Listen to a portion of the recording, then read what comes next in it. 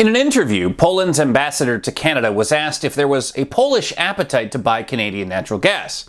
His reply was yes, given that Poland is already consuming plenty of Canadian natural gas, except it's a little hard to tell since it was sent to them via the United States. Which is true.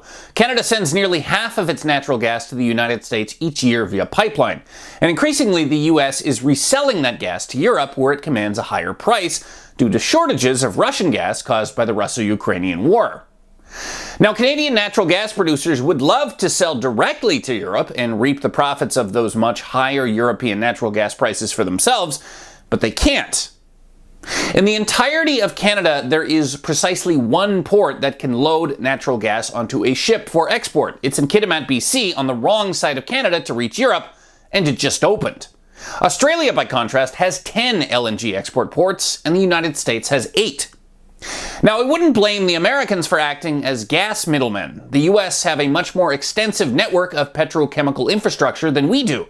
And if you've got a bunch of Alberta natural gas you want to send to Europe, it's generally cheaper to just pipe it to the US Gulf Coast, where they've been exporting oil and gas for over 100 years. For us to do it, you've got to build all new export facilities on the Atlantic coast, and then pipe the gas there through thousands of kilometers of mountainous terrain.